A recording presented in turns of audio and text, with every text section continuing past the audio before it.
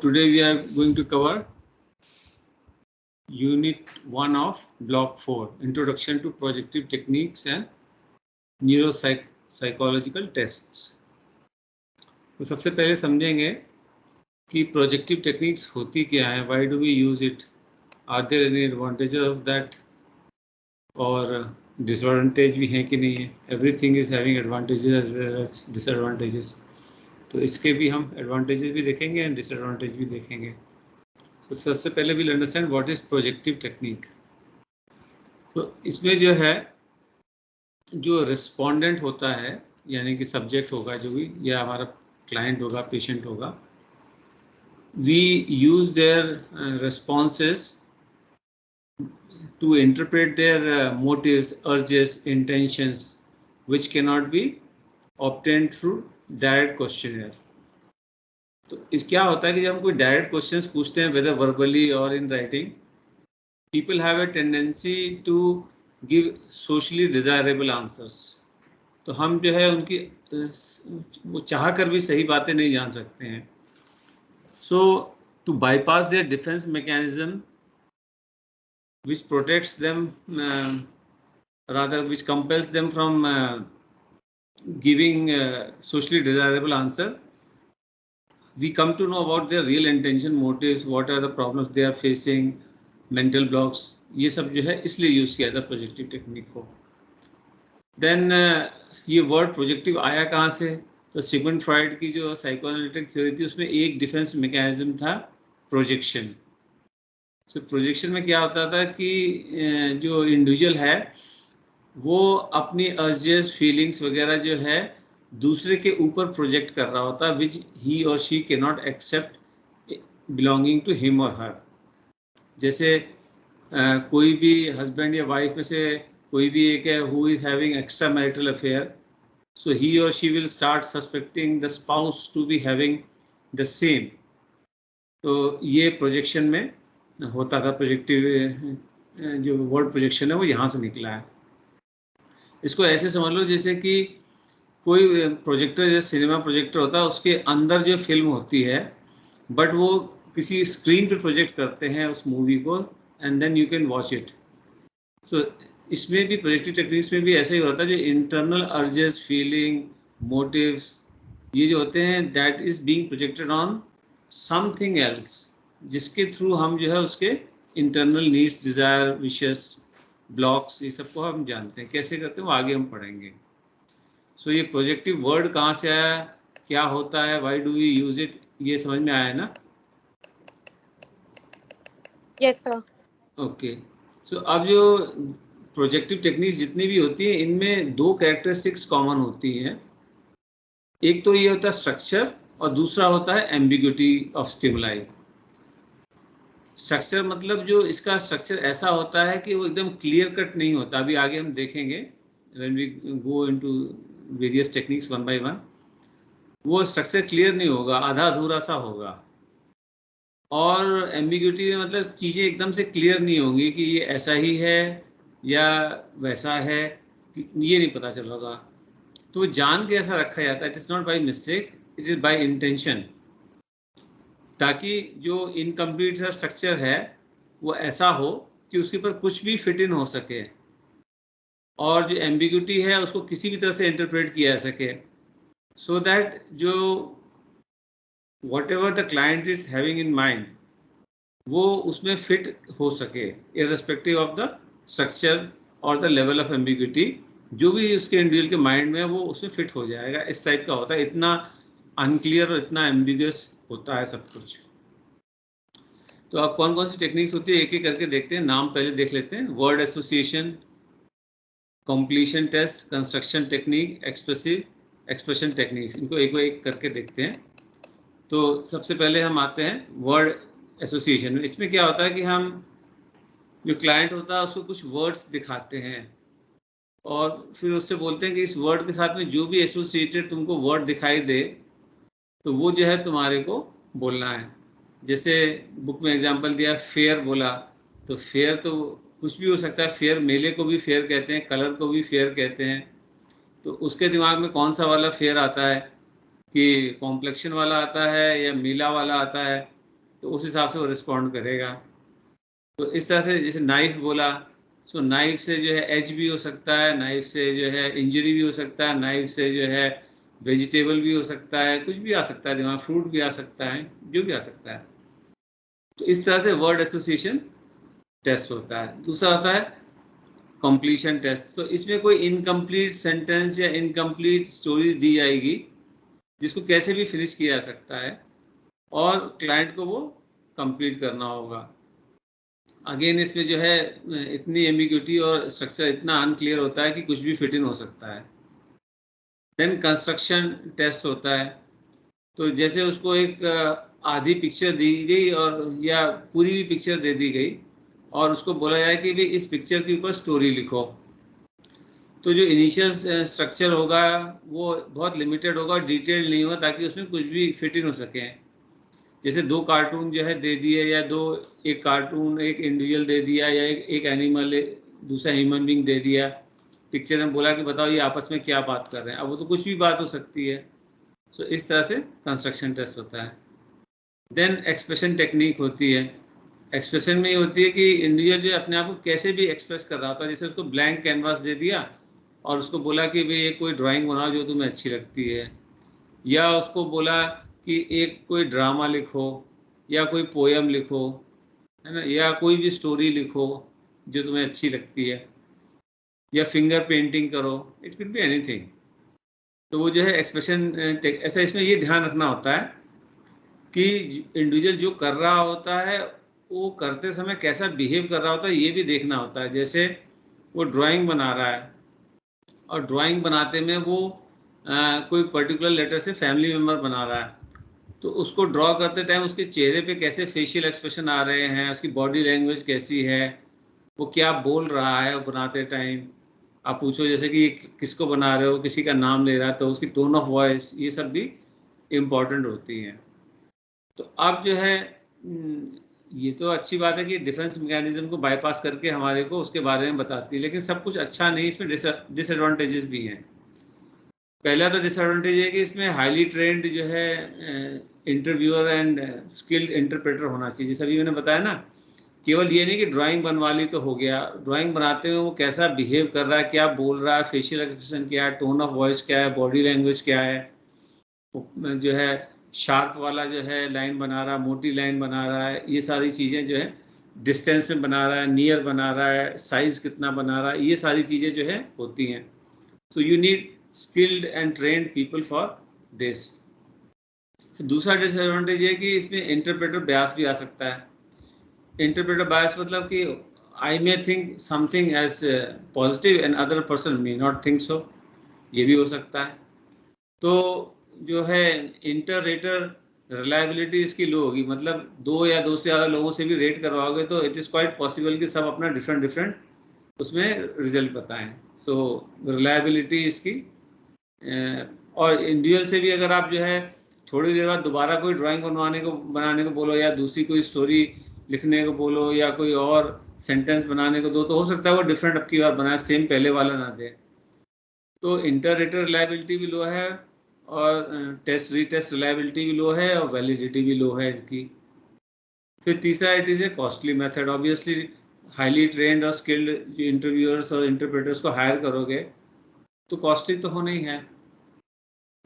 और चौथी बात यह है कि जो रिस्पोंडेंट ने जो हमने सेलेक्ट किया है, अगर मान लीजिए हम किसी पॉपुलेशन के ऊपर कोई रिसर्च कर रहे हैं तो वो रिस्पोंडेंट कोई ज़रूरी थोड़ी है कि जो भी उसका थॉट प्रोसेस है या जो भी वो मेंटली साइकोलॉजिकली है वैसे ही पूरी पॉपुलेशन हो।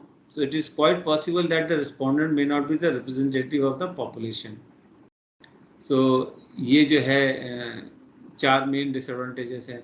एडवांटेज एक तो मैं बता ही चुका हूँ कि वो जो है डिफेंस मैकेनिज्म को बाईपास करके we can access to the unconscious of the person. दूसरा ये है कि सब्जेक्ट को पता ही नहीं होता है कि क्यों ये सब किया जा रहा है, तो वो सोशली डिजायरेबल आंसर नहीं दे पाएगा। उसको पता ही नहीं कि हाइड क्या करना है और कैसे करना है। तो एक दूसरा एडवांटेज ये है। तीसरा एडवांटेज ये है कि इसमें जो क्लिनिकल एक्सपीरियंस है वो काम आता है। जो भी इंटरप्रेटर है मैकेनिकली खाली इंटरप्रेट नहीं कर रहा, वो अपने क्लिनिकल स्किल और एक्सपीरियंस को यूज करके ही इंटरप्रेट करेगा। ये तो तीसरा एडवांटेज ये भी है। चौथा एडवांटेज क्या है कि कोई भी दो इंडिविजुअल सेम नहीं होते हैं, तो इसमें जो है जो इडियोग्राफिक अप्रोच है वो अप्लाई कर सकते हैं हम, individual to individual test differ करेगा। तो और ये जो भी मैं थोड़ी देर पहले बोला था कि सब्जेक्ट के भी जो रिस्पॉन्सेस हैं वो थोड़ी देर बाद बदल सकते हैं, वो बिल्कुल ठीक बात भी है, क्योंकि इंडिविजुअल जो है हमेशा सेम मूड या और इफेक्ट उसका रहे ऐसा जरूरी नहीं है। तो people change with the circumstances. तो ये इडियोग्राफिक अप्रोच जो है अप्लाई करते हैं प्रोजेक्टिव टेस्ट, तो ये भी एडवांटेज है। So these are the advantages and disadvantage of projective techniques. ये समझ में आ गया?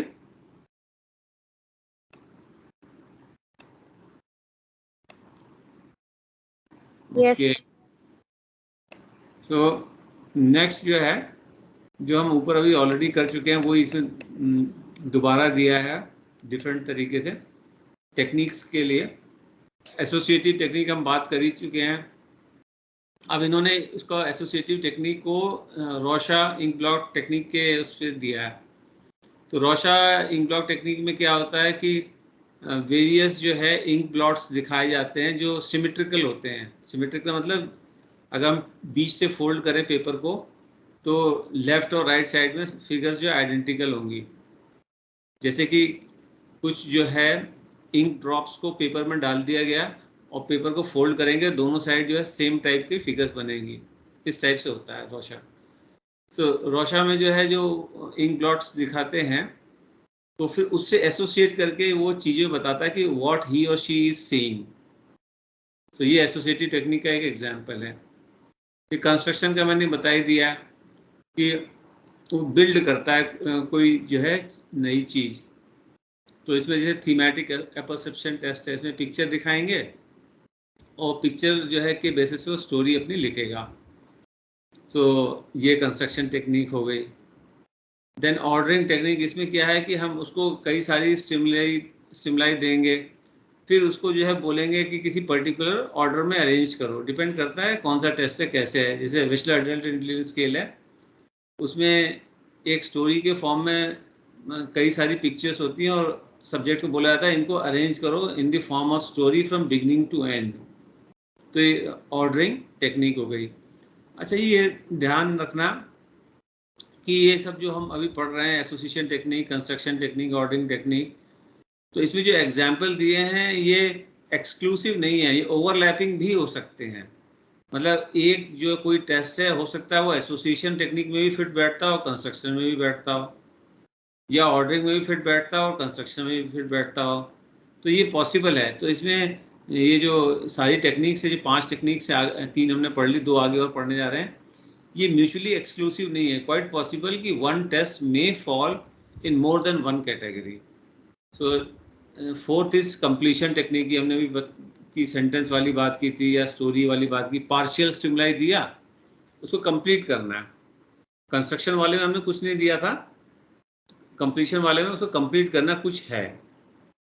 एक्सप्रेसिव टेक्निक में हम उसकी क्रिएटिविटी देख रहे होते हैं, जैसे अभी मैंने बताया था थोड़ी देर पहले, ड्राइंग है, फिंगर पेंटिंग है, इस टाइप की चीज़ें, या ड्रॉ ए पर्सन, ये सब जो है एक्सप्रेसिव टेक्निक में है। सो इस टेक्निक्स में तो कोई डाउट नहीं है इन 5 में से किसी में भी? नहीं sir, no doubt in this. अच्छा, सो अब जो है there are certain basic assumptions about projective techniques. वो ये है कि साइकोलॉजिस्ट ये मानते हैं कि जो ह्यूमन बिहेवियर है दैट कैन बी डिटरमाइंड और can be explained by specific principles. यानी कि human behaviour follows a specific principle. If you watch the behaviour we can explain why it is so. ठीक है, यानी कि हम जनरल से स्पेसिफिक की तरफ जा सकते हैं। बिहेवियर एक जनरल, स्पेसिफिक से जनरल की तरफ जा सकते हैं। बिहेवियर एक स्पेसिफिक चीज हो गई, प्रिंसिपल एक जनरल चीज हो गई। So we see the behavior in the form of any of the projective technique, and then we can conclude on what principle that behavior is occurring. For example, कोई आदमी verbally या physically attack करता है दूसरे को, तो हम कहते हैं ये एग्रेसिव है। और उसका एक्सप्लेनेशन क्या देंगे कि कोई फ्रस्ट्रेशन होगी इसकी, या चाइल्डहुड डेवलपमेंटल प्रॉब्लम होगी, या कोई एंटीसीडेंट कंडीशन होगी, बचपन में सेक्सुअली अब्यूज हो सकता है, इमोशनली अब्यूज हो सकता है, फिजिकली अब्यूज हो सकता है, इसलिए ये फ्रस्ट्रेशन है which is coming out in the form of aggression, verbal और फिजिकल, ये हम ऐसे बोल सकते हैं। तो अंडरलाइंग प्रिंसिपल क्या हुआ कि जिसकी लाइफ में ये सब चीजें होंगी उसमें फ्रस्ट्रेशन आएगा, फ्रस्ट्रेशन से एग्रेशन आएगा, एग्रेशन कैन बी वर्बल और फिजिकल। तो ऐसे जो है बेसिक अजम्पशन होती है। दूसरी चीज है कि दूसरा बेसिक अजम्पशन ये है कि जो ट्रांजिटरी एस्पेक्ट्स होते हैं, ट्रांजिटरी एस्पेक्ट मतलब जो टेम्परेरी परमानेंट नहीं आते हैं और चले जाते हैं, उससे भी बिहेवियर पे इफेक्ट होता है। पहला वाला तो हमने लॉन्ग टर्म वाली बात की, और शॉर्ट टर्म भी हो सकता है। तो ये भी जैसे एक पॉसिबल है कि कोई एकेडमिकली बच्चा बहुत अच्छा हो सभी सब्जेक्ट में एक्सेप्ट वन सब्जेक्ट, और ये उस सब्जेक्ट में क्यों अच्छा ना हो, इसका रीजन ये भी पॉसिबल है कि जो टीचर है वो खराब है, उसको तंग करता है, तो टीचर के खराब होने की वजह से उसका मन ही नहीं करता उस सब्जेक्ट में पढ़ने का। तो ये ट्रांजिटरी एस्पेक्ट है। अगर टीचर चेंज हो जाएगा, अच्छा टीचर आ जाएगा, तो उस सब्जेक्ट में भी अच्छा हो जाएगा, क्योंकि बाकी सब्जेक्ट में तो है ही है। सो ये जो दो फंडामेंटल बेसिक अजम्पशंस हैं प्रोजेक्टिव टेक्निक्स में, जिसको हम यूज करते हैं। तो हाँ, ये जरूर है कि जो भी हम प्रोजेक्टिव टेक्निक में ये मानते हैं कि जो भी उसका रिस्पॉन्स है, इनफैक्ट एवरी रिस्पॉन्स जो है वो उसकी कोई ना कोई जो है मेजर पर्सनल थीम को रिफ्लेक्ट करता है, प्रोजेक्ट करता है, कि उसकी लाइफ में कुछ ना कुछ मेजर चीज है जिसकी वजह से ऐसा प्रोजेक्ट किया जाएगा। और ये भी जो है प्रोजेक्टिव व्यू पॉइंट से माना जाता है कि जो परसेप्शन है ह्यूमन बींग्स का, वो एक्टिव और सेलेक्टिव प्रोसेस है। तो खाली ये एक्टिव और सेलेक्टिव का मतलब खाली ये नहीं है कि जो करंट नीड्स एंड मोटिवेशन है उससे ही केवल जो है फर्क आ रहा हो। जो इंडिविजुअल की यूनिक हिस्ट्री है और उसका जो habitual way of dealing with the world है, उससे दोनों से ही इफेक्ट होता है। तो एक्टिव का मतलब लगातार चेंज भी हो रहा है, और सेलेक्टिव मतलब जो है तो उसी के हिसाब से फिर वो बिहेवियर वगैरह सेलेक्ट किया जाएगा। तो ये बेसिक एजम्पशन समझ में आ गए, तो मैं आगे बढ़ूं। Yes sir. अब जो है सर्टेन प्रोजेक्टिव टेस्ट की हम बात करते हैं, जिसमें से कुछ हम थोड़ा थोड़ा पहले देख चुके हैं, धीरे धीरे और डिटेल में जाते हैं। तो जो एक बहुत कॉमन और बहुत पॉपुलर जो प्रोजेक्टिव टेक्निक है वो रोशा टेस्ट है। ये 1921 में हरमन रोशा ने बनाया था। सो ये इसको बचपन से ही हरमन रोशा का जो है इंक ब्लॉट्स में बहुत इंटरेस्ट था, तो ये बनाता रहता था। तो इसने जो है इनफैक्ट एक रिसर्च के लिए यूज़ किया था ये इंक ब्लॉट टेक्निक जो है अपनी रिसर्च के लिए, but people started using it as a clinical tool. ये बनाया नहीं गया था एज ए क्लिनिकल टूल, लेकिन पीपल स्टार्टेड यूजिंग इट। तो इसमें क्या होता है कि 10 इंक ब्लॉट्स होते हैं।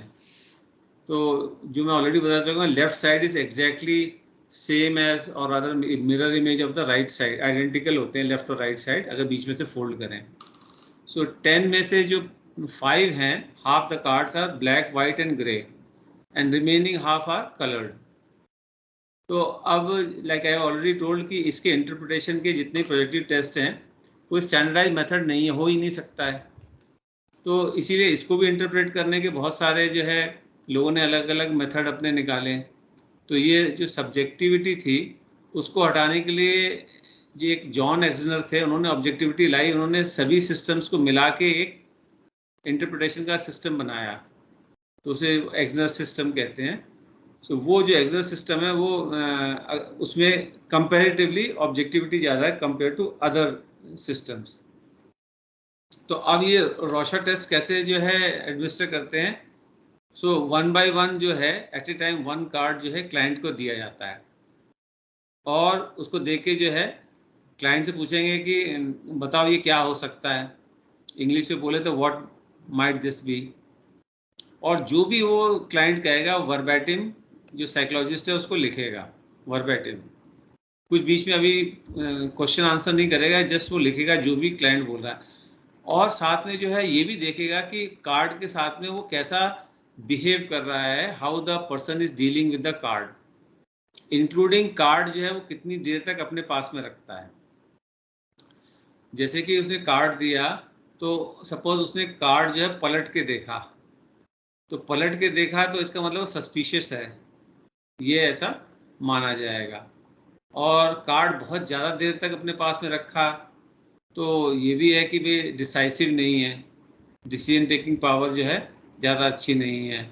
यह डिपेंड करता है, कोई ये भी कह सकता है कि बहुत केयरफुली ऑब्जर्व करता है। मैंने बोला सब्जेक्टिविटी है। So we watch each and everything कि वो कैसे उसको कार्ड को हैंडल कर रहा है, कैसे रख रहा है, कैसे पकड़ रहा है। डिफरेंट, जैसे अगर कार्ड को आपने एक पर्टिकुलर साइड से पकड़ाया, उसको जो सीधी वाली साइड है, फिर उसको वो उल्टा करके भी, उल्टा मतलब अपसाइड डाउन करके देख रहा है, बैक से भी देख रहा है, दोनों तरह से जो है चारों तो कॉर्नर से देख रहा है, ये सब भी हम नोट करेंगे।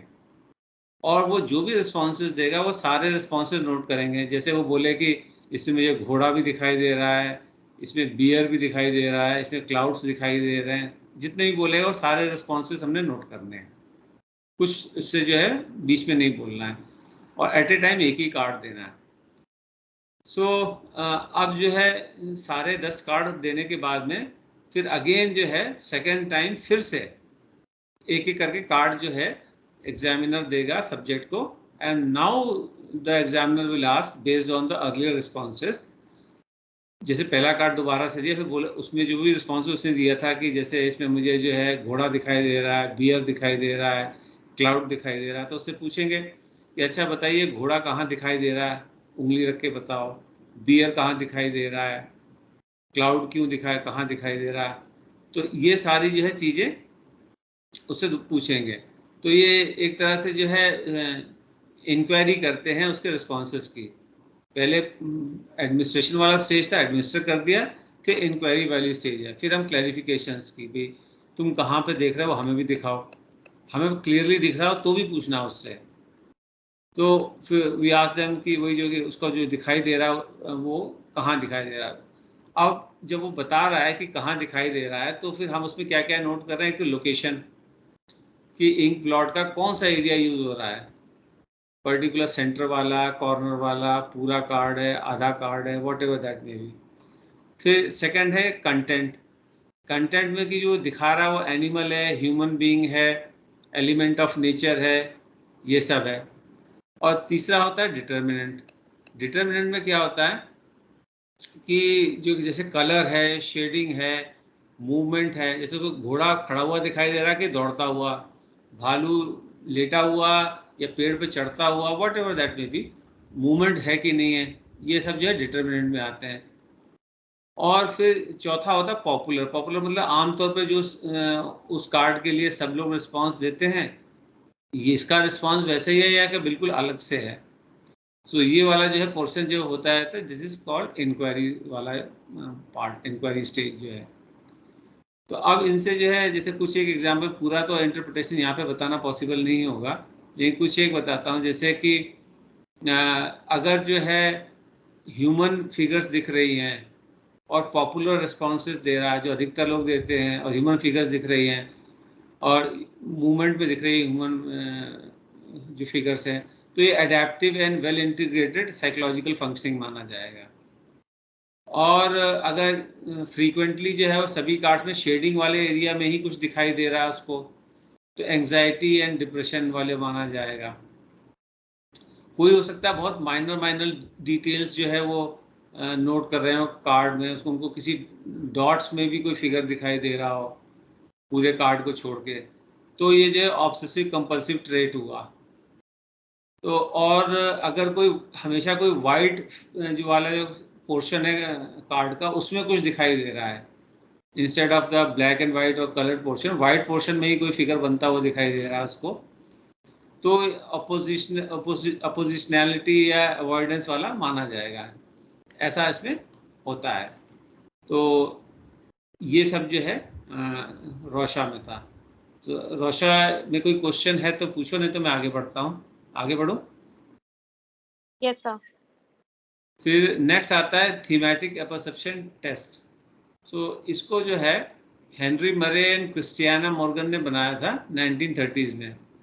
तो उन्होंने जो ये बनाया था, इसमें उन्होंने ये मान के चले थे कि जैसे नीचे देख रहे हो कि एक पिक्चर है, अब इस पिक्चर में कोई सी भी स्टोरी लिखी जा सकती है।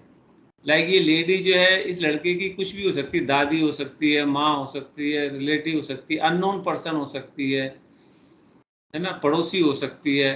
They can be looking at anything. दोनों वैसे इस पिक्चर में अलग अलग जगह देख रहे हैं, तो it can be any story can fit in into this depending upon what the client things. तो इस तरह से इसमें देखो स्ट्रक्चर भी कंप्लीट नहीं है कि ये कहाँ देख रहे हैं, किसको देख रहे हैं पता नहीं, इनका आपस में क्या रिलेशन है पता नहीं, क्या करना चाहते हैं मालूम नहीं, क्या होगा आगे मालूम नहीं। तो ये स्ट्रक्चर और एम्बिग्यूटी जो है, यही जो है यूज़ करते हैं हर एक प्रोजेक्टिव टेक्निक में, जैसा कि सामने दिख रहा है। तो अब जैसे इसमें एक ये तिल भी दिखाया है लड़के के ऊपर, कोई इस तिल को इग्नोर भी कर सकता है, कोई इस तिल के ऊपर पूरी स्टोरी भी लिख सकता है, डिपेंड करता है। सो इसमें जो है जो थीमेटिक एप्रोसिएशन टेस्ट में क्या होता है, टोटल इन ऑल 31 कार्ड्स होते हैं। जो 31 कार्ड्स होते हैं उसमें 10 कार्ड्स ऐसे होते हैं जो मेल्स के लिए स्पेसिफिक होते हैं, 10 कार्ड होते हैं जो फीमेल्स के लिए होते हैं, 10 कार्ड्स ऐसे होते हैं जो चिल्ड्रन के लिए जो सबके लिए होते हैं। तो इस तरह, और एक जो है कार्ड वो ब्लैंक होता है। तो इनमें से randomly depending upon the gender of the person जो है 10 कार्ड ही सिलेक्ट करते हैं और 1 बाय 1 उसको 10 कार्ड दिखाते हैं और उसको बोलते हैं कि स्टोरी बताओ। और जो स्टोरी वो बता रहा होता है उसको जो है वर्बैटिम लिख रहा होता है साइकोलॉजिस्ट। तो इसमें जो है क्या हो रहा होता है, ये माना जाता है कि हर व्यक्ति के, अच्छा उसको इंस्ट्रक्शन ये दी जाती है पिक्चर स्टोरी बोलने से पहले कि तुम्हारे हिसाब से इस पिक्चर में क्या हो रहा है, नंबर 1। नंबर 2, ये जो भी हो रहा है पिक्चर में, ये होने से पहले क्या हुआ होगा, और नंबर 3 आगे क्या होगा। ये 3 बातें ध्यान में रखे एक स्टोरी बताओ। अभी क्या हो रहा है, ये आपस में क्या बात कर, क्या हो रहा है मतलब आपस में भी ये क्या कह रहे हैं ये भी बताना है। जो हो रहा है वो तो बताना ही, आपस में क्या, या ये डायलॉग क्या बोल रहे हैं ये भी बताना है। And what has led up to here, जो यहाँ पे जो भी हो रहा है उससे पहले क्या हुआ और इसके आगे क्या होगा, ये कंबाइन करके एक स्टोरी बतानी है हर पिक्चर में। और 5 मिनट का टाइम दिया जाता है, लगातार 5 मिनट जो है वो बोलेगा एक पिक्चर पे। 10, 20, 25, 30 सेकंड देख सकता है बट फिर बोलना शुरू करेगा, बहुत ज़्यादा टाइम नहीं देते हैं। तो उसके बेसिस पे हम ये मान के चलते हैं कि हर इंडिविजुअल के जो है कुछ नीड्स और प्रेसेस होते हैं और कोई ना कोई हीरो होता है, और वो जो स्टोरी सुनाएगा उसमें जो मेन कैरेक्टर होगा वो उसका हीरो होगा, और उस कैरेक्टर को जो भी चीज़ें फैसिलिटेट कर रही हैं, चीज़ें आसान बता रही हैं, वो जो है प्रेसेस में आई, या कोई चीज़ बाधा है, ऑब्स्टिकल है, वो भी प्रेसेस में आई। प्रेसेस आर बोथ पॉजिटिव और नेगेटिव दोनों हो सकता है।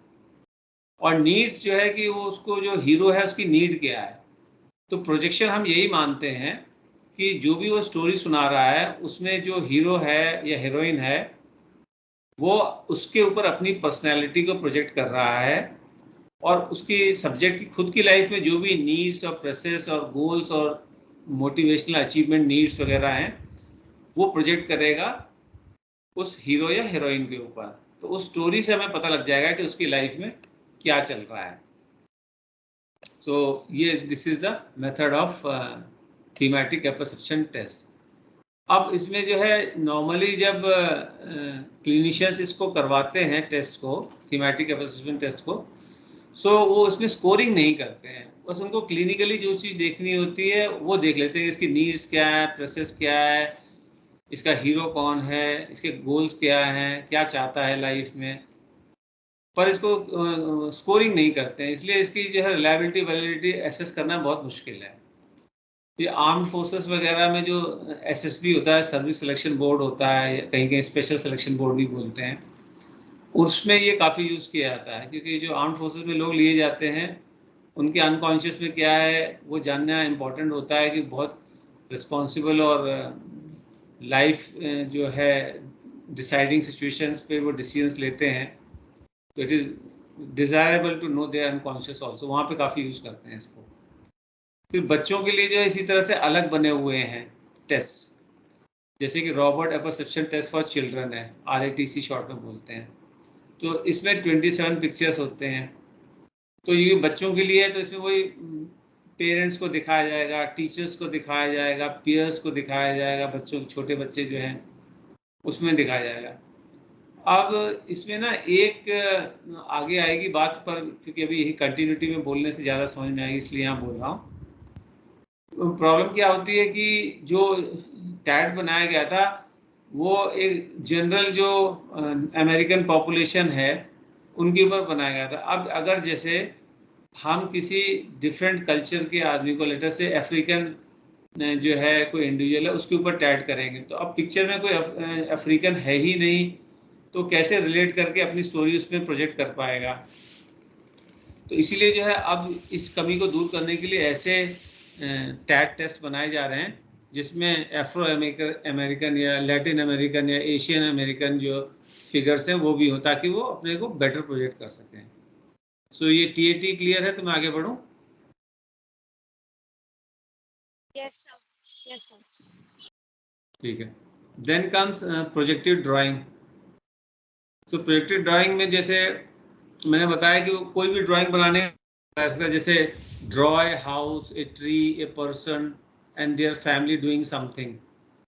तो इसमें जो है वो कितना बड़ा घर बनाता है, फैमिली में किस किस को दिखाता है, किसको नज़दीक दिखाता है, किसको दूर दिखाता है, और उस पिक्चर को कैसे एक्सप्लेन करता है, ये सब जो है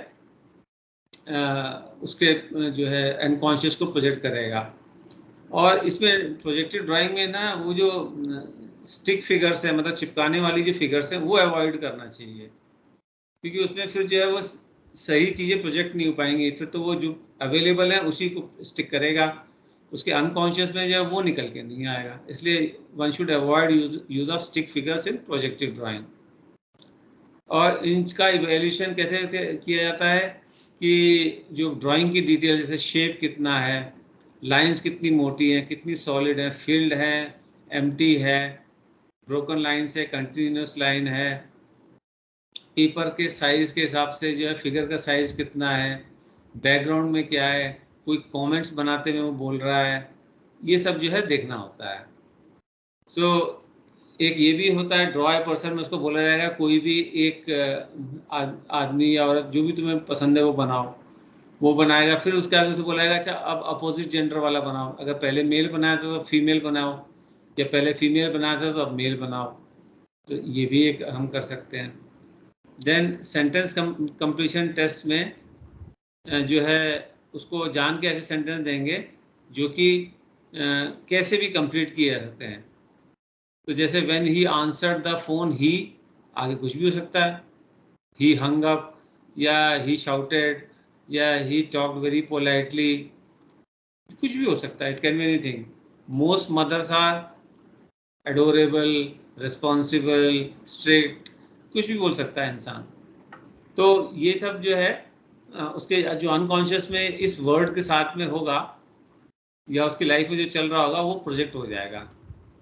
तो नॉर्मली जो है ये सब जो है रिसर्च सेटिंग में ज़्यादा होती हैं कि भाई इसको कैसे जो है स्कोर करना है।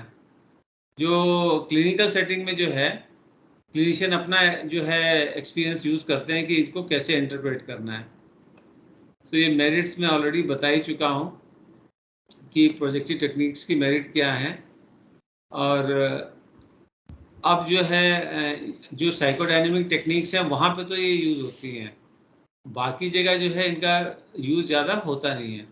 और क्योंकि इनमें जो है स्टैंडर्डाइज प्रोसीजर और एडमिनिस्ट्रेशन स्कोरिंग ये सब नहीं होता है, इसलिए कंसिस्टेंसी नहीं होती है, रिलायबिलिटी इनकी वीक होती है, वैलिडिटी भी इनकी वीक होगी। अगर किसी पर्टिकुलर कल्चर से रिलेट करने वाली चीज़ें उसमें नहीं हैं तो वो नहीं अनकॉन्शियस वाली चीज़ कॉन्शियस में आएगी। सो अब जो है करंटली जो है इसको ज़्यादातर, पहले जो है जब ये बने थे टेस्ट तो इसको पर्सनैलिटी इवैल्यूएशन में यूज़ किया जाता था, अब ऐसा नहीं करते हैं। अब इसको as an aid, as an attachment, as an accessory to overall evaluation लिखते हैं कि बाकी चीज़ें तो हम कर रहे हैं, क्वेश्चन वगैरह भी कर रहे हैं, क्लिनिकल इंटरव्यू भी कर रहे हैं, साथ में ये भी कर रहे हैं, तो जो है हमारी वैलिडिटी बढ़ जाती है और चीज़ों की भी, कि अगर वो मैच कर रही हैं ऐसे प्रोजेक्टिव टेक्निक से। तो ये एक लिमिटेशन में बता चुका हूँ कि जो माइनॉरिटी ग्रुप्स वाले हैं वो अगर पिक्चर में नहीं होंगे तो कैसे बोलेंगे, तो इसलिए अफ्रीकन अमेरिकन, हिस्पैनिक और इंडियन फिगर्स को भी अब डाला जा रहा है। सो ये हो गया, यहाँ तक क्लियर है? तो मैं आगे बढ़ूँ न्यूरो साइकोलॉजिकल असेसमेंट में। Yes sir. अब जो ऑर्गेनिक इंजरी है, मतलब ब्रेन में जो है कोई डैमेज हुआ है, तो उसके जो है खाली साइकोलॉजिकल और इंटेलेक्चुअल इम्पेयरमेंट हो ऐसा नहीं है, उसके अफेक्टिव और बिहेवियरल डिस्टर्बेंस भी होते हैं। अफेक्टिव मतलब इमोशन वाले, और बिहेवियरल तो यू अंडरस्टैंड कि जो बिहेव करेगा, मतलब कॉग्निटिव इम्पेयरमेंट तो होगा ही होगा, और कॉग्निटिव इम्पेयरमेंट होने से इंटेलेक्चुअल इम्पेयरमेंट भी होगा, obvious बात है, लेकिन इमोशंस और बिहेवियर पे भी फर्क आता है। सो जो न्यूरो साइकोलॉजिकल असेसमेंट वाले जो टेस्ट हैं, उनसे हमें पेशेंट के बारे में ये पता लग जाएगा कि उसकी जो है करंट ये जो है सोशल और ऑक्यूपेशनल फंक्शनिंग कैसे होगी, और उसके बेसिस पे हम ये भी जान सकते हैं या प्रेडिक्ट कर सकते हैं या फोरकास्ट कर सकते हैं कि फ्यूचर में जो है इसके क्या चांसेस हैं।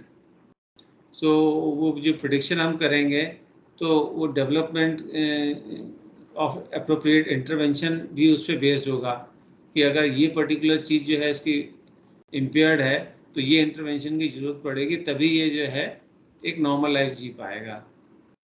तो अब जैसे एक एग्जांपल इसमें दिया है कि एक इंडिविजुअल था, उसको हेड इंजरी हुई, किसी से मारपीट हुई, हेड इंजरी हो गई, ठीक भी हो गई इंजरी फिजिकल वाली, ब्रेन में रिकवरी भी हो गई, लेकिन उसके बाद से वो एग्रेसिव रहने लगा इंडिविजुअल और उसकी नौकरी भी चली गई। तो और अपने काम में ऑर्गेनाइज भी नहीं रहता था।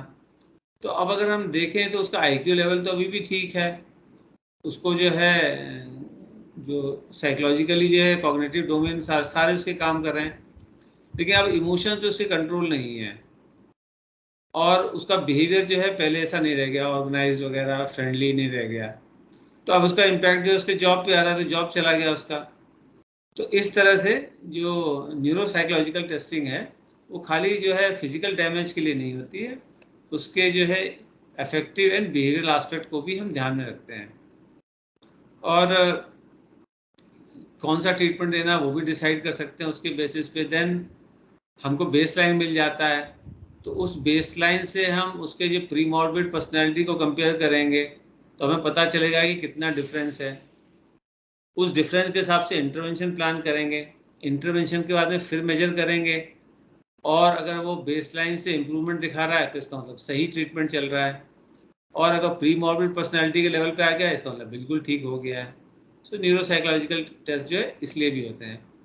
सो अभी जो मैंने बताया था वही चीज़ें इसमें जो है भूली गई हैं, थोड़ी सी डिफरेंट है स्लाइटली, वो मैं बताता हूँ। Purpose of neuro psychological assessment जो मैंने बताए थे अभी, लगभग वही चीज़ें हैं। जैसे डिस्क्रिप्शन ऑफ मेजरमेंट, कि भाई क्या डेफिसिट हुआ, कहाँ प्रॉब्लम आई है ब्रेन के किस पार्ट में। डिफरेंशियल डायग्नोसिस, कि दो चीज़ों में डाउट हो रहा है तो उसमें क्लेरिफाई किया जा सकता है through neuro psychological assessment and testing, कि भाई कौन सी वाली प्रॉब्लम है, ये है या वो है। प्रिडिक्शन ऑफ कॉन्सिक्वेंसेस, कि फ्यूचर में क्या होगा, कि ये ठीक होगा नहीं होगा, कोई पर्टिकुलर काम कर पाएगा नहीं कर पाएगा, नहीं कर पाएगा तो कब तक नहीं कर पाएगा। फिर मॉनिटरिंग ऑफ इम्प्रूवमेंट और डिटेरियोरेशन में बता चुका हूँ, ठीक हो रहा है ख़राब हो रहा है वैसा ही है। और कोई मेडिसिन दे रहे हैं तो मेडिसिन का इफेक्ट अच्छा हो रहा है ख़राब हो रहा है उतना ही है। फिर किसी को इंजरी के बाद में रिहैबिलिटेशन की ज़रूरत है, उसमें भी हेल्प करेगा। फिर प्रिडिक्शन और एक्सप्लेनिंग डेफिसिट्स, क्या क्या जो है उसमें डेफिसिट्स हैं, सोशल है, एजुकेशनल है, ऑक्यूपेशनल फंक्शनिंग, कहाँ डेफिसिट्स है, कितना है, ये भी हमको पता चल जाएगा। Then lastly but not the least, very important, medico legal evaluation भी होता है। जैसे कोई मोटर व्हीकल एक्सीडेंट में या किसी फैक्ट्री में कोई इंजर्ड हुआ, तो अब उसका कितना परसेंट डैमेज हुआ है, ये जो न्यूरोलॉजिकल असेसमेंट होगा उसके बेसिस पे उसको कॉम्पनसेशन मिलेगा। या कोर्ट केस में जो है कोई इंडिविजुअल है, उसके ऊपर जो है केस चलेगा या नहीं चलेगा, ये डिपेंड करेगा कि उसकी जो है साइकोलॉजिकल न्यूरोसाइकोलॉजिकल जो है इम्पेयरमेंट है या नहीं है। तो वहाँ पे भी बड़ा जो है इसकी वैल्यू होती है। So these are the reasons why we normally use neuropsychological assessment. Now comes, इसमें तो कोई डाउट नहीं why we use dimension. So next comes dimensions and level of assessment. तो हम किस किस डायमेंशन में कर सकते हैं, जैसे एक तो इंटेलेक्चुअल फंक्शनिंग में वो है, फिर बिहेवियरल या इमोशनल असेसमेंट वो भी कर सकते हैं।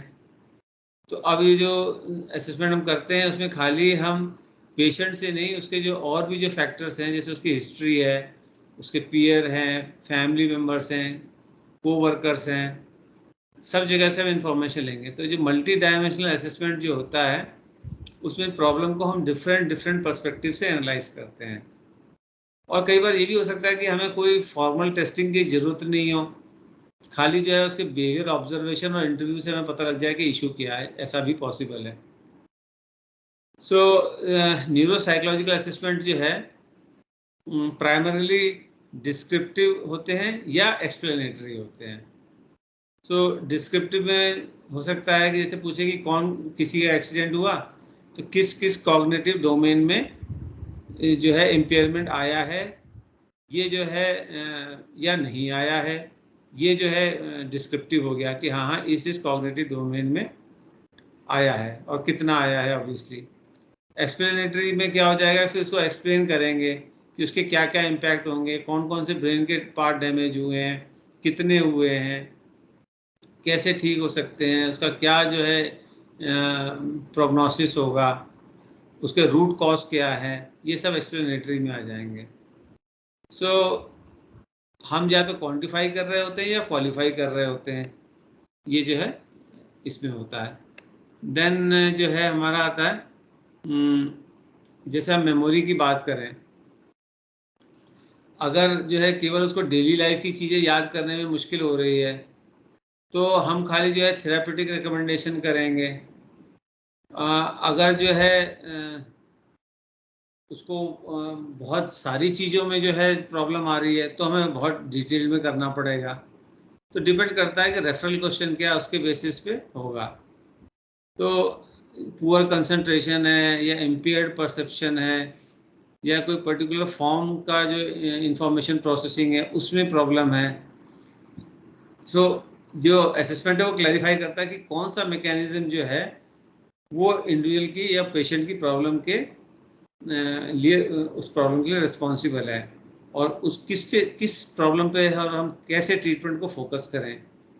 ये जो है इस टाइप से भी हो सकता है मेमोरी से रिलेटेड।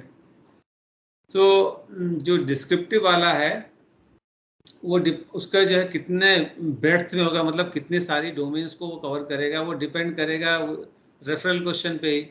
अगर ये पूछा जाए कि सपोज कि किस किस कॉग्निटिव डोमेन में इम्पैक्ट आया है तो ऑब्वियसली सारी कॉग्निटिव डोमेन्स को चेक करना पड़ेगा। और अगर रेफरल क्वेश्चन ये है कि इसकी मेमोरी में शॉर्ट टर्म मेमोरी में कितना इम्पैक्ट आया है तो we will be focusing only on the short term memory. और अगर कोई स्पेसिफिक टाइप की मेमोरी बोली है उन्होंने तो उस पर्टिकुलर मेमोरी, खाली मेमोरी बोली तो फिर हमें हर तरह की मेमोरी पे करना पड़ेगा। तो इस तरह से वेरी करता है रेफरल क्वेश्चन पे। और इसमें अगर मान लो इंजरी से रिलेटेड कोई मेमोरी लॉस है तो हमें ये डिटरमाइन करेगा कि ब्रेन में इंजरी हुई है या नहीं हुई है तो कितनी हुई है, और क्या उस इंजरी से कोई certain aspect of patient functioning जो है वो इम्पेयर्ड होगा या नहीं होगा। देन प्रिडिक्शन भी हम कर सकते हैं कि भाई आगे क्या होगा और कौन से स्पेसिफाइड एरिया जो है डैमेज है, ये सब भी बता सकते हैं। सो ऐसे there can be numerous reasons why we should be doing. So अब जैसे न्यूरोसाइकोलॉजिकल टेस्टिंग है, जैसा कि अभी मैंने बताया कि इसमें बहुत सारी चीज़ें जो है हमें टेस्ट करनी पड़ सकती हैं, तो ऑब्वियसली इसमें बैटरी ऑफ टेस्ट जो है वो यूज़ होती हैं अधिकतर न्यूरोसाइकोलॉजिकल टेस्टिंग में। जैसे एक हॉल स्ट्रीट राइटन बैटरी है, लूरिया नेब्रास्का बैटरी है।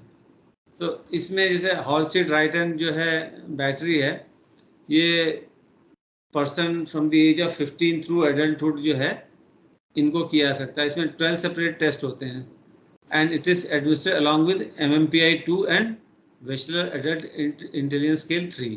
मतलब 3 जो डिफरेंट टेस्ट हो गए।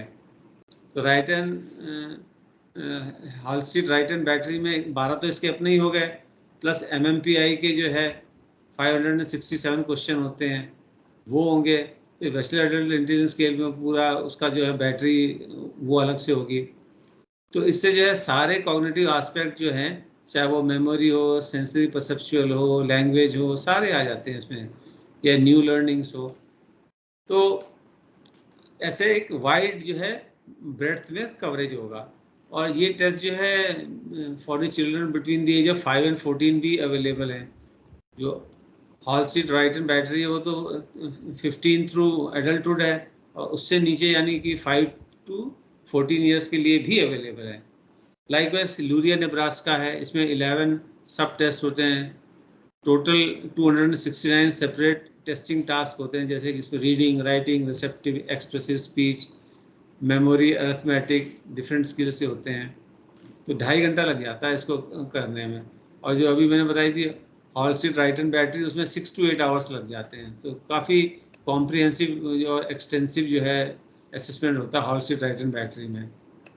देन एक बोस्टन प्रोसेस अप्रोच है। इसमें क्या है बोस्टन प्रोसेस अप्रोच में, तो ये अगर डिफरेंट रेफरल क्वेश्चन के बेसिस पे डिफरेंट टेस्ट होंगे। इसमें कोई फिक्स टेस्ट नहीं है। जैसे हॉल स्ट्रीट राइटन बैटरी में मैंने बताया था कि Halstead Reitan battery test होगा जिसमें सेपरेट 12 टेस्ट होंगे, MMPI 2 होगा और बैचलर एडल्ट इंटेलिजेंस स्केल 3 होगा।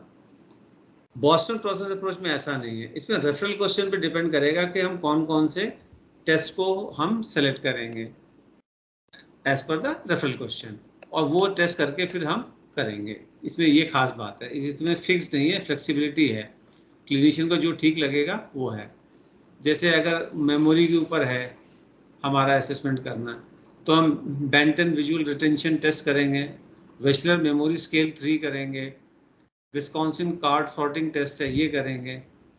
तो इस तरह से जो है उसकी हमें क्लियर कट पिक्चर मिलेगी, उसकी शॉर्ट और long term memory, visual memory, auditory memory, sensory memory सबकी मिलेगी।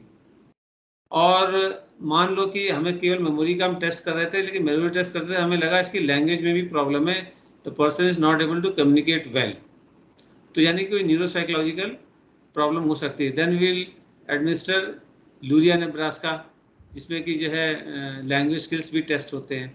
तो ये बोस्टन प्रोसेस टेस्ट में ये खासियत है, फ्लेक्सिबिलिटी रहती है and as per the need we select the test.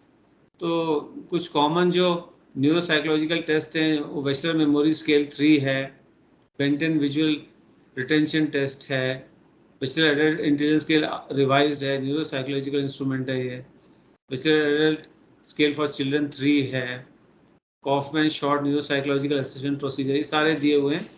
ये सारे टेस्ट जो हैं न्यूरोसाइकोलॉजिकल टेस्ट हैं, डिपेंड करता है कि हमें कौन सा टेस्ट करने की ज़रूरत है। Then Delis Kaplan executive functioning system, as the name suggest, ये ब्रेन के केवल एग्जीक्यूटिव फंक्शन को टेस्ट करने के लिए, यानी थिंकिंग, प्लानिंग, प्रॉब्लम सॉल्विंग, इस टाइप की चीज़ों के लिए है। तो और कॉग्निटिव फ्लेक्सिबिलिटी कितनी है। So for people of the age of 8 through 89 इनके लिए तो इसमें 9 सब टेस्ट होते हैं, sorting, trail making, verbal fluency, design fluency, colour word interference, tower, 20 questions हमने पहले डिस्कस किया था, word context and proverb test. So इसमें जो रिजल्ट आएगा उसको नॉर्म से कंपेयर किया था। इस टेस्ट में नॉर्म्स दिए हुए हैं, तो नॉर्म से कंपेयर करने से पता चलेगा इंडियन इंडिविजुअल जो है जनरल पॉपुलेशन में कहाँ स्टैंड करता है। देन न्यूरोसाइकोलॉजिकल टेस्टिंग में जो है EEG जो है, इलेक्ट्रोएंसेफेलोग्राफी, रिएक्शन टाइम मेजरमेंट है, इंटेलिजेंस और कॉग्निटिव एबिलिटी ये भी है। तो इसमें जो है इवोक पोटेंशियल भी देखते हैं, मतलब हमने कोई स्टिमुलस दिया उसके ब्रेन में क्या रिएक्शन हो रहा है ये भी देख सकते हैं, या परसेप्शन ऑफ ए स्टिमुलस भी देखते हैं, तो जो स्टिमुलस है उसके बारे में वो परसेप्शन क्या है। सो ईईजी बेसिकली क्या है, ब्रेन में इलेक्ट्रिकल जो इम्पल्सेस है उसको मेजर कर रहा होता है। इसी तरह से कंप्यूटराइज एक्सियल टोमोग्राफी है, मैग्नेटिक रेजोनेंस इमेजिंग है, फंक्शनल मैग्नेटिक रेजोनेंस इमेजिंग होती है, पॉजिट्रॉन एमिशन टोमोग्राफी है। इस तरह से डिफरेंट ये ब्रेन न्यूरो इमेजिंग टेक्निक्स हैं, इनको भी हम यूज़ करते हैं न्यूरो साइकोलॉजिकल टेस्टिंग में to know the damage, location of damage, extent of damage, ये सब हम देखते हैं। या कोई ब्रेन में श्रिंकेज हो गई है, स्वेलिंग हो गई है, इवन कुछ जो साइकोलॉजिकल डिसऑर्डर है जैसे स्किज़ोफ्रेनिया है, अल्जाइमर डिजीज़ है, एनोरेक्सिया नर्वोसा है, अल्कोहलिज्म है, इसमें कॉर्साकॉफ सिंड्रोम भी होता है, मूड डिसऑर्डर्स हैं, इसमें जो है ब्रेन इमेजिंग से हमको हेल्प मिलती है कि डायग्नोसिस करने में और फर्दर इम्प्रूवमेंट वगैरह देखने में जो ट्रीटमेंट हमारा होता है। तो ये जो अभी हमने टेस्टों की बात करी, ये अकेले स्टैंड अलोन टेस्टिंग के बेसिस पे हम डिसीजन नहीं लेते हैं। They are used in conjunction with data obtain from clinical interview, behavioural observation and other cognitive जो टेस्ट हैं या असेसमेंट टूल्स हैं, उसके साइकोलॉजिकल टूल्स हैं, उन पे करते हैं। अब लिमिटेशंस की हम बात करें इन टेस्टों की, तो वो ये है कि सारे ब्रेन इंजरी में जो है जो भी कुछ हुआ है वो रिफ्लेक्ट हो जाए परफॉर्मेंस में, ये जरूरी नहीं। कई बार ब्रेन में तो इंजरी होगी, डैमेज भी दिख रहा होगा, लेकिन परफॉर्मेंस में नहीं दिख रहा होगा। दूसरा ये भी पॉसिबल है कि परफॉर्मेंस में तो डिफरेंस दिख रहा है लेकिन ब्रेन में कोई डैमेज दिखाई नहीं दे रहा, ये भी पॉसिबल है। उसे मिनिमल ब्रेन डिसफंक्शन कहते हैं। मिनिमल ब्रेन डिसफंक्शन में ये होता है कि कोई दिखाई नहीं दे रहा होता है कि ब्रेन में कहाँ कोई डैमेज है, लेकिन परफॉर्मेंस में जो है, बिहेवियर में, एक्शंस में दिखाई दे रहा होता है। तो दोनों ही बातें पॉसिबल है। ब्रेन में डैमेज है, बिहेवियर में नहीं दिख रहा है, या बिहेवियर में दिख रहा है पर ब्रेन में नहीं दिख रहा है, ये लिमिटेशन है। और जो भी अगर हमको मिल भी गया तो उसका रीज़न नहीं पता चलेगा ये क्यों हुआ। जैसे मान लो ब्रेन में डैमेज दिख भी गया, अब वो डैमेज जो है अल्कोहल की वजह से है या किसी केमिकल टॉक्सिन की वजह से है या कोई और डिसऑर्डर है जिसकी वजह से है, वो तो केवल दिखाएगा कि ब्रेन के इस पर्टिकुलर पार्ट में श्रिंकेज है या डिके है या स्वेलिंग है, बस इतना बताएगा, रीज़न नहीं बताएगा। और तीसरा ये है कि जो न्यूरोसाइकोलॉजिकल टेस्टिंग बैटरीज हैं ये बहुत लंबी होती हैं, they take very long time. जैसे हॉलस्टिड राइटन बैटरी मैंने बताया 6 to 8 आवर्स लेती है।